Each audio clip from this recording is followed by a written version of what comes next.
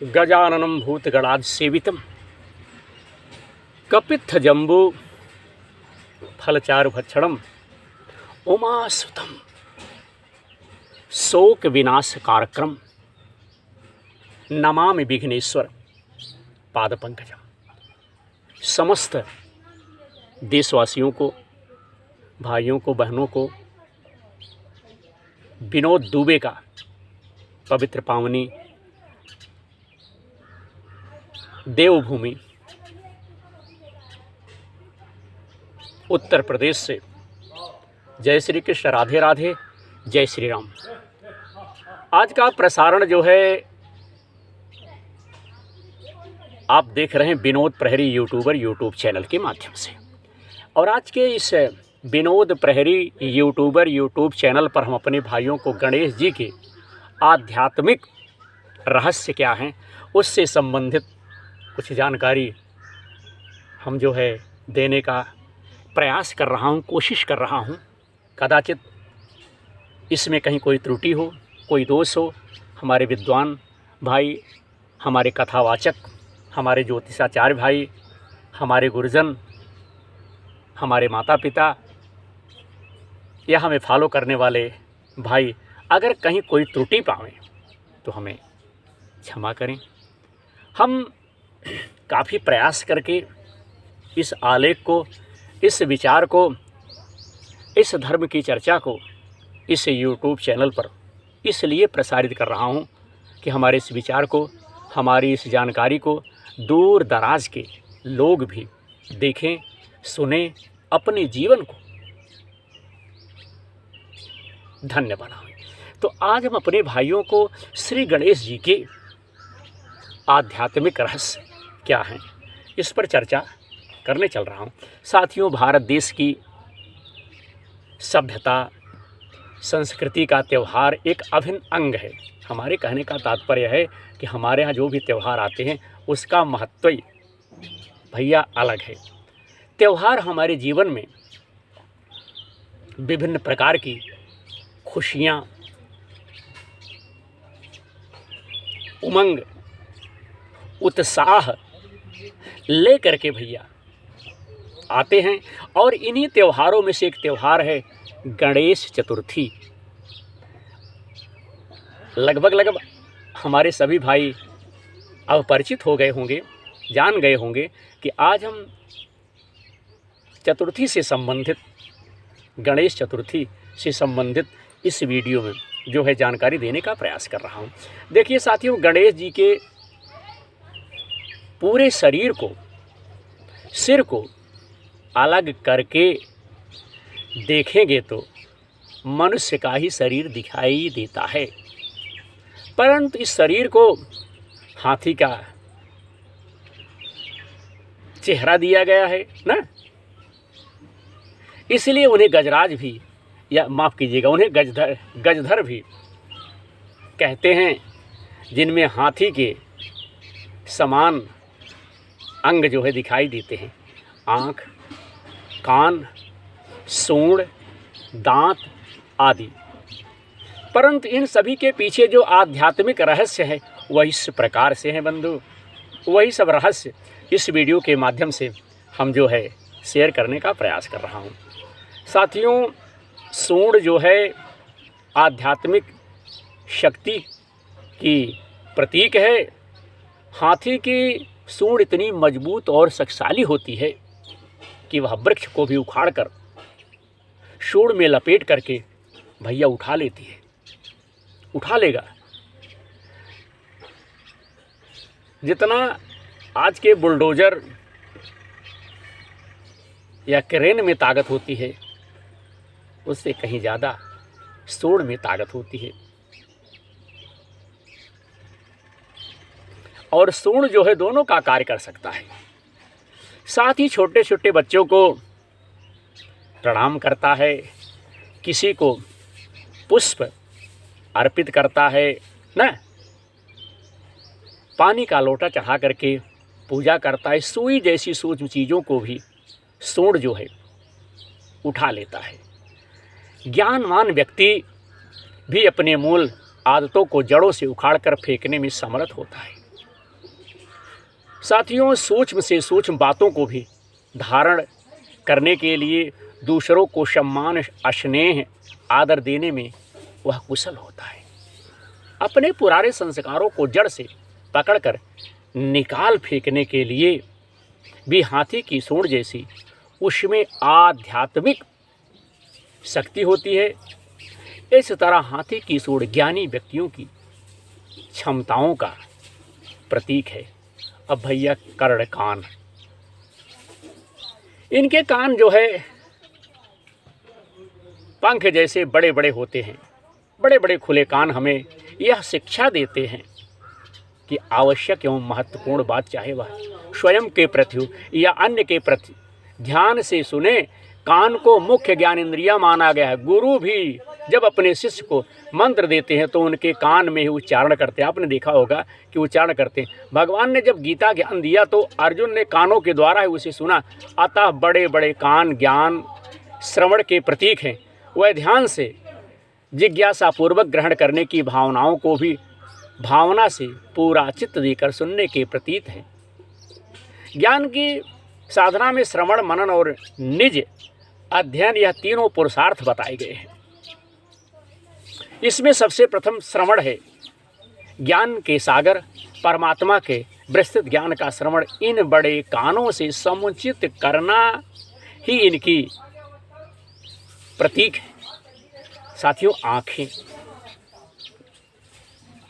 इनकी आँखें दिव्य दृष्टि वाली होती हैं। उसे छोटी चीज़ भी बड़ी दिखाई देती है। यदि उसे छोटी चीज़ भी दिखाई नहीं देती तो वह सबको अपने पाँव के नीचे रौंदता चलता। दूसरा, उनकी आंखें छोटी लेकिन दूरदर्शिता का प्रतीक है। हमारे जीवन में कई सूक्ष्म बातें, रहस्यपूर्ण बातें होती हैं जिन्हें दूरदर्शिता को ध्यान में रखते हुए उनके परिणाम को देखते हुए फिर अपनानी चाहिए। ज्ञानवान व्यक्ति का भी एक गुण होता है, वह छोटों में भी बड़ाई देखता है। हर एक की महानता उसके सामने उभर कर आती है और सबका सबको आदर देता है। उसके मन को अपने शब्दों से रौंदता नहीं। अब आइए चलते हैं महोदर की तरफ।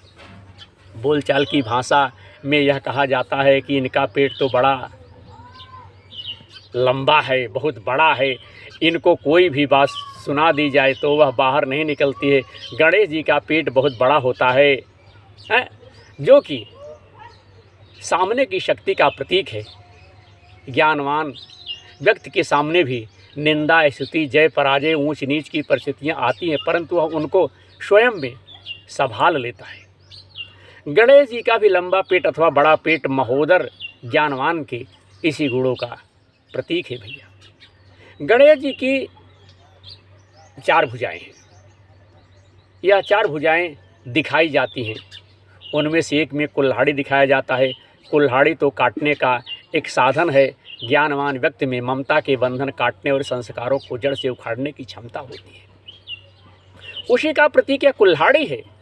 ज्ञान एक कुल्हाड़ी की तरह से है जो उसके मन के जुड़े हुए दैहिक नातों को चूर चूर कर देता है। गीता में भी ज्ञान को तेज तलवार की उपमा दी गई है, जिससे कि काम रूपी शत्रु को मारने के लिए कहा गया है। आसुरी संस्कारों को मार मिटाने के लिए ज्ञान रूपी कुल्हाड़ी जिनके पास है वह आध्यात्मिक योद्धा ही ज्ञानी है। हमें गणेश जी जैसा पूजनीय बनना है तो हमें भी ऐसी बड़ी शक्तियाँ साथियों धारण करनी होगी। वरद मुद्रा, साथियों गणपति जी का एक हाथ सदा वरद मुद्रा में दिखाया जाता है। देवता हमेशा देने वाले होते हैं, देवता लेते नहीं हैं, हमेशा देने वाले होते हैं। जिनकी जैसी भावना श्रद्धा होती है उन्हें वैसी ही प्राप्ति अल्पकाल के लिए साथियों होती है। साथ ही साथ वरद मुद्रा इस बात का प्रतीक है जैसे गणेश जी हमेशा दाता के रूप में रहते हैं, वैसे ही ज्ञानवान व्यक्ति की स्थिति ऐसी महान हो जाती है कि वह दूसरों को निर्भयता और शांति का वरदान देने की सामर्थ्य वाला हो जाता है। वह अपनी शुभ मनसा से दूसरों को आशीष प्रदान कर सकता है। बंधन रस्सी, साथियों, आत्मा का परमात्मा के साथ नाता जोड़ना भी प्रेम के बंधन में बंधना है। आत्मा का परमात्मा के साथ नाता जोड़ना भी प्रेम के बंधन में बंधना है। गणपति जी के एक हाथ में जो डोरे बंधन हैं वह इसी प्रेम के डोरे हैं। डोरे बंधन हैं वह इसी प्रेम के डोरे हैं। वह दिव्य नियमों के शुद्ध बंधन हैं। ज्ञानी स्वयं इन नियमों के बंधनों में स्वयं को ढालता है। इसका दूसरा भाव है कि आत्मा परमात्मा से अकेली आती है। जैसे ही वह देह में प्रवेश करती है तो कई संबंधों के बंधनों में बंध जाती है और उसके साथ उसका कर्मों का लेखा जोखा शुरू हो जाता है। ऐसे कई बंधनों में वह बंधती चली जाती है। इसमें सुख के बंधन कम और दुख के बंधन अधिक होते हैं। इन बंधनों से मुक्त होने के लिए ही आत्मा ईश्वर के पास आती है कि मुक्तिदाता मुझे मुक्त करो। मोदक, मोदक शब्द जो है खुशी प्रदान करने वाली वस्तु का वाचक है।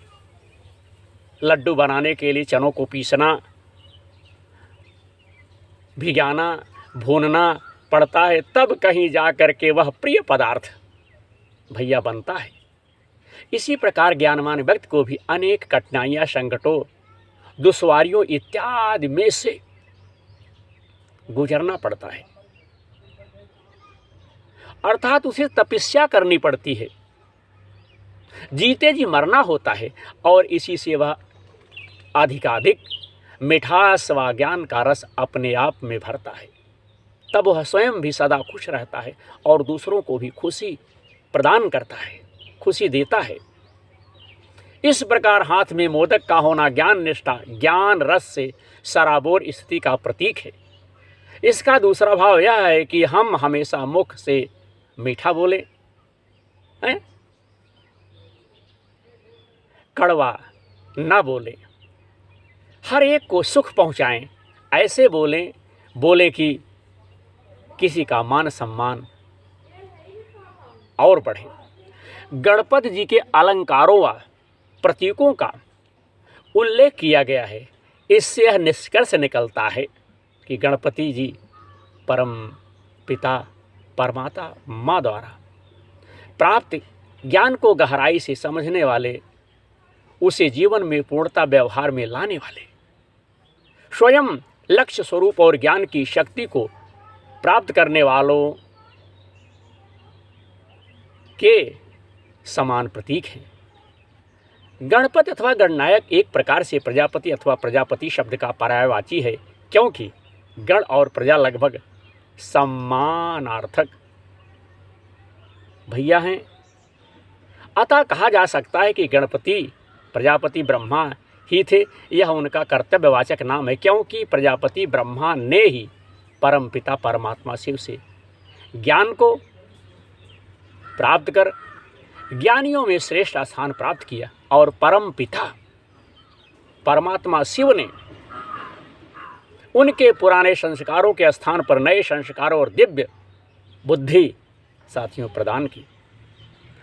उन्होंने ईश्वरीय बुद्धि के आधार पर नई सृष्टि की स्थापना के कार्य में आए, विघ्नों को पार किया, इसीलिए वे विघ्न विनायक हो गए। इसीलिए भैया वो विघ्न विनायक हैं। आज हमने इस वीडियो में गणपति से संबंधित, साथ ही साथ गणेश चतुर्थी से संबंधित एक छोटी सी जानकारी मैंने अपने भाइयों के सन्मुख शेयर की। आशा करता हूँ कि हमारे भाइयों को हमारा विचार अच्छा लगेगा। हमारा विचार, हमारा प्रयास हमारे भाइयों को अगर अच्छा लगे तो हमारे भाई लोग अपना आशीर्वाद विनोद दुबे को या अपने भाई को अवश्य प्रदान करें, इसी उम्मीद के साथ कि आप सबका प्यार, उधार, स्नेह, आशीर्वाद हमें इसी प्रकार से मिलता रहे और हम धर्म के क्षेत्र में सदैव धर्म से संबंधित, संस्कृति एवं सभ्यता से संबंधित अपने विचारों से आप सबको अवगत कराता रहूं। आप अपने विचार हमें शेयर कर सकते हैं, आप अपनी रचना भी हमें भेज सकते हैं। अगर आपकी रचना प्रसारण करने योग्य होगी तो हम वीडियो के माध्यम से आपके विचारों को, आपकी भावनाओं को जनमानस तक शेयर करने का प्रयास करूंगा। धर्म की जय हो, अधर्म का नाश हो, प्राणियों में सद्भावना, विश्व का कल्याण हो। जय गुरुदेव महाराज की।